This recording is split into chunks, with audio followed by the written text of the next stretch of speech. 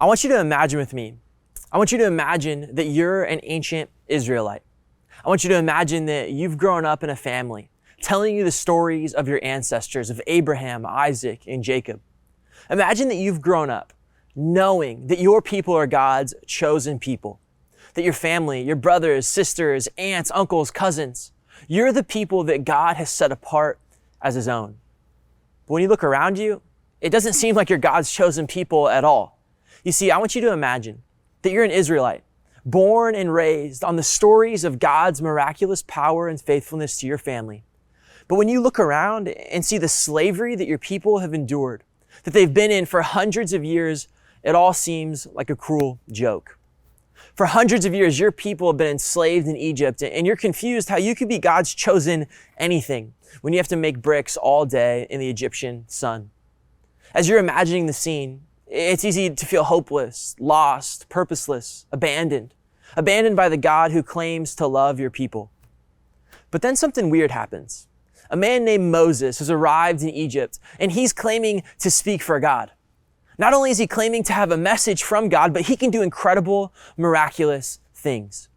You hear that he's going to go before Pharaoh and demand that your people be set free. Now, you're pretty sure this Moses dude is crazy, and you'll think he'll be executed, but hey, it's worth a shot. But then the truly crazy happens. As you're making bricks along the river Nile in the afternoon sun, the river starts to turn red until it's hot, thick, and sticky. You're making bricks along the river and you realize the water has turned into blood. But the craziness, it doesn't stop here. No, over the next several weeks, there's crazy after crazy after crazy. There are frogs everywhere throughout Egypt. Then a plague of gnats and flies so thick they blot out the sun. Next, the livestock of the Egyptians fall over dead, and suddenly all of the Egyptians, even Pharaoh himself, they're covered in boils and sores. But the crazy doesn't end here. There's a rumor going around that Moses, he's still going before Pharaoh and demanding that your people be freed. There's a rumor going around that these plagues and crazy things, they're happening because God is doing them through Moses. Then there's more plagues, more crazy, a giant hailstorm, a frenzy of locusts that eat all the crops, and total darkness for 3 entire days. And somehow, throughout it all, your people, the Israelites, are never touched, never affected. Then the final plague, the death of each and every firstborn son in Egypt. Pharaoh finally relents and your people are set free. The next thing you know, you aren't making bricks anymore. You're packing up your belongings and fleeing as fast as you can, surrounded by all of your family and all of your family's family. Israel is free. The Lord your God has provided deliverance. That's a pretty crazy story, right? Maybe so crazy it's hard to believe. This is the second video in our Greatest Stories Ever Told series, and we're exploring ancient biblical stories like these and asking the questions. What does this story teach you and I about God? And what does this story teach us about ourselves? The story I just had you imagine is called the Exodus. The Exodus story, the story of God's deliverance of the Israelites out of slavery in Egypt. And it's arguably the most important story in the Jewish faith. And by extension, it's one of the most important stories in the Christian understanding of the world. But everything I just described to you, it isn't even the craziest part of the story, at least not in my opinion. We're going to pick up the rest of the story together in Exodus chapter 14. To me, this is the craziest part. Let's read it together. As Pharaoh approached, the Israelites looked up, and there were the Egyptians marching after them. They were terrified and cried out to the Lord. They said to Moses, "Was it because there was no graves in Egypt that you brought us to the desert to die? What have you done to us by bringing us out of Egypt? Didn't we say to you, 'Leave us alone, let us serve the Egyptians'? It would have been better for us to serve the Egyptians than to die in the desert." Moses answered the people, "Do not be afraid, stand firm, and you will see the deliverance the Lord will bring you today. The Egyptians you see, you will never see them again. The Lord will fight for you. You only need to be still." Then the Lord said to Moses, "Why are you crying out to me? Tell the Israelites to move on. Raise your staff, stretch out your hand over the sea to divide the water so that the Israelites can go through the sea on dry ground. I will harden the hearts of the Egyptians so that they will go in after them, and I will gain glory through Pharaoh and all his army, through his chariots and his horsemen, the Egyptians will know that I am the Lord, when I gain glory through Pharaoh and his chariots and his horsemen." Then the angel of the Lord who'd been traveling in front of Israel's army withdrew and went behind them. The pillar of cloud also moved in front and stood behind them, coming between the armies of Egypt and Israel.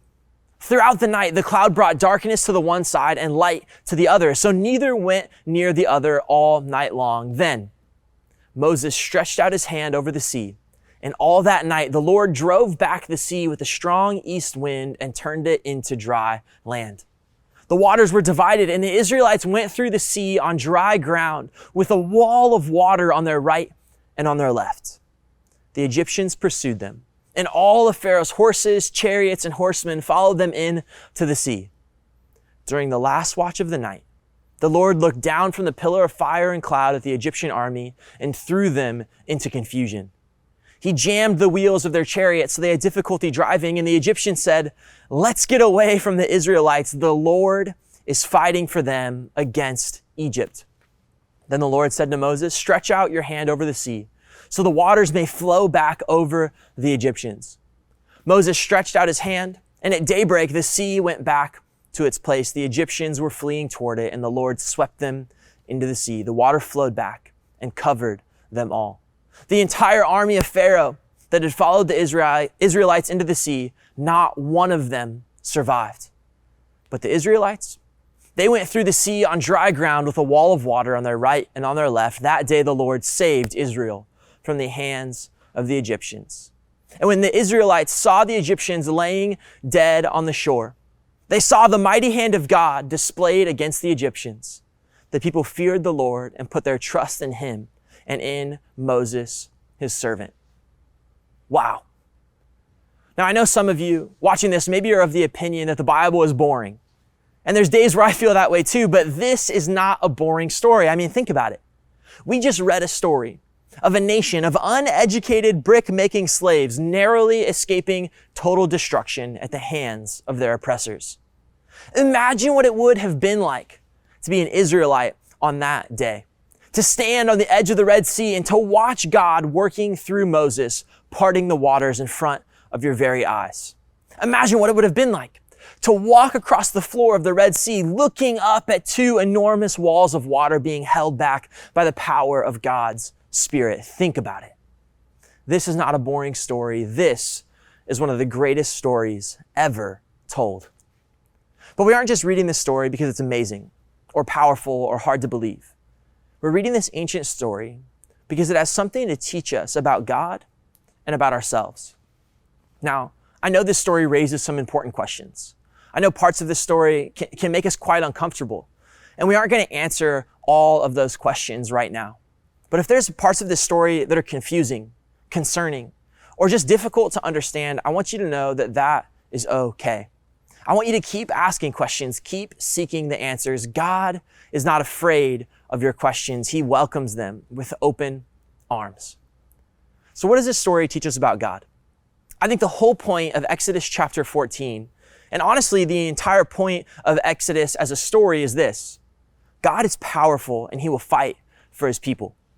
In verse 14, Moses tells the terrified Israelites, "Do not be afraid, stand firm, and you will see the deliverance the Lord will bring you today. The Egyptians you see today, you'll never see them again, because the Lord will fight for you. You need only to be still." God's not some disembodied force out in the universe. He's not floating around the cosmos, disinterested or disconnected from his creation. God is powerful, personal, and he takes action on behalf of his people. God is powerful, personal, and he takes action on behalf of you. Now, it's easy to read a story like this one and think, well, that's great that God is powerful and taking action back in ancient history, but he's obviously not taking action in my life today. It's easy to think that. And if I'm honest, I've thought that way too. But the truth is God took a more powerful action than splitting the sea to save the Israelites when he hung upon that cross to establish his kingdom. God's powerful, personal, and he's taking action on behalf of you. He's working in your life. He's working in your heart. He's working in your community, and he's looking for people who are willing to lay down their lives and work with him. What do I want us to learn about God from this story? He's powerful, he's personal, and he's taking action on behalf of you. Now for our second question. What does this story teach us about ourselves? What does this story teach us about being human? I think it could teach us lots of things. Things like we need a rescuer. As humans, we need deliverance from the things that enslave us. We can learn so many things about humanity from this story. But I want us to focus on two key verses. Verse 10 and 11 says this: As Pharaoh approached, the Israelites looked up, and there were the Egyptians marching after them. They were terrified and cried out to the Lord. They said to Moses, "Was it because there were no graves in Egypt that you brought us to die in the desert? What have you done? What have you done to us by bringing us out of Egypt? Didn't we say to you, 'Leave us alone, let us serve the Egyptians'? It would have been better to serve the Egyptians than to die in the desert." I read this story, I get to this section, and I usually laugh. I'm usually thinking something like this: the Israelites are idiots. They've just seen God's power and deliverance in unimaginable ways, and they've already lost their faith. Then I realize I do the exact same thing. There have been so many times in my life that I've experienced the powerful provision of God. There's been so many times that I've experienced his love and grace in ways I never deserved, and the next moment, I've turned my back on him and his way of living. These two verses record what the Israelites said on the shore of the Red Sea that day, but they paint a picture of what it means to be human. You see, we'd rather be predictably in slavery than unpredictably in the hands of God. I want to say that again. We'd rather be predictably in slavery than unpredictably in the hands of God. When we're obviously in God's hands, but we aren't sure where we're headed next, when we aren't sure if God will keep providing, we'd rather go back to being enslaved because at least slavery is predictable. This isn't just true for the Israelites. It's true for each and every one of us. We'd rather be enslaved to our sin, to our bad habits that feel so good. We'd rather be enslaved to our crappy ways of thinking, enslaved to other people's opinions, enslaved to the world's expectations of us. We'd rather be predictably in slavery than free in the hands of God. But we need to remember something important about God and about us as humans. We make the story about the result when God is about the process.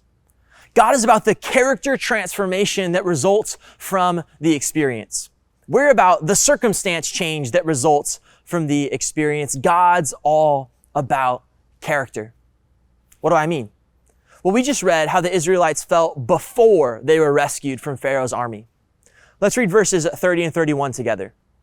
That day, the Lord saved the Israelites from the hands of the Egyptians. And Israel saw the Egyptians lying dead on the shore. And when the Israelites saw the great power the Lord had displayed against the Egyptians, the people feared the Lord and put their trust in him and in Moses, his servant. The Israelites were able to trust God only after their circumstances had been changed. But we also see that their character, their hearts towards God were changed as a result of the experience of the Exodus. You see, God could have snapped his fingers and transported the Israelites to the promised land and freed them from Egypt. He could have. But obviously, the change in circumstance is not the point for God. The point for God is that our character would be transformed into one that trusts and loves him as a result of experiencing his provision. We know God is powerful, personal, and takes action on behalf of his people. But we also know we'd rather be in slavery than unpredictably in the hands of God. But that's what faith is all about. It's about trusting that God is molding us into his people by providing for us despite our circumstances. So I want you to think about this question. Who is God molding you into today, and how can you trust him more?